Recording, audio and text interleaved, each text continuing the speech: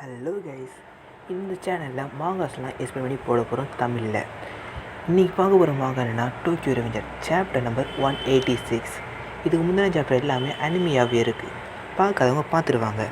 இன்றைக்கான எபிசோடுக்குள்ளே போகலாமா? Welcome to mister 47 anime. Subscribe பண்ணி வச்சுக்கோங்க, டெய்லி கண்டென்ட் வரும்.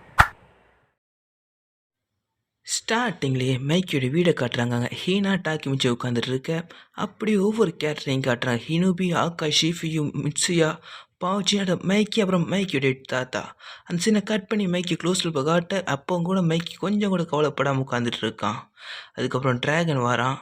ட்ராகன் அவங்க தாத்தா முன்னாடி உட்காந்துக்கிட்டு, நான் எம்மாவை லவ் பண்ணேன், என்னை மன்னிச்சிருங்க.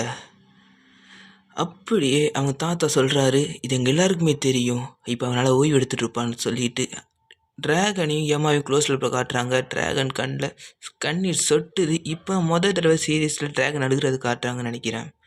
இப்படியே ஒவ்வொரு கேரக்டரை கட் பண்ணி காட்டுறாங்க. எல்லாருமே அழுக ஆரம்பிச்சிட்டாங்க. இப்படி இந்த சீனை கட் பண்ணி நம்ம கோகோ யுனிபியும் காட்டுறாங்க.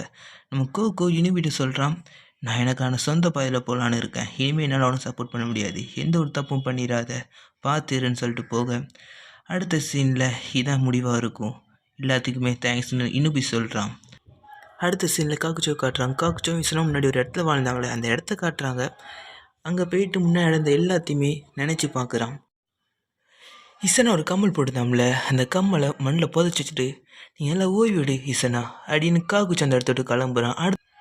அப்புறம் காண்டோ ஆர்க்கில் இறந்தவங்க நேம்லாம் வருது. இசனா, குருகோவா, யமா, அப்புறம் எல்லாத்துக்குமே காரணமாக இருந்த கிசாக்கி, டெட்டா அண்ட் ஜூஜி கன்மா கில்ட்டியாக ஃபீல் பண்ணுறாங்க. கிசாக்கி இறந்துட்டான், ஆனால் அன்மா அவன் உயிரோடு தான் இருக்கிறான். அவன் ரேமன் ஷாப்பில் உட்காந்து ரேமன் சாப்பிட்டுட்டு இருக்கான். அப்புறம் டைம் ஆயிடுச்சுன்னு அந்த இடத்த விட்டு கிளம்ப. அப்புறம் தெரியுது அவன் வந்து ஒவ்வொரு இடமா சுற்றிட்டு இருக்கான். அப்படின்னு சீனை கட் பண்ணி அவன் மைக்கியை காட்டுறாங்க. மைக்கியும் ஆல்ரைட், நான் முடிவு பண்ணிட்டேன் அப்படின்னு சொல்லி இந்த சாப்டரை இதோட முடிக்கிறாங்க.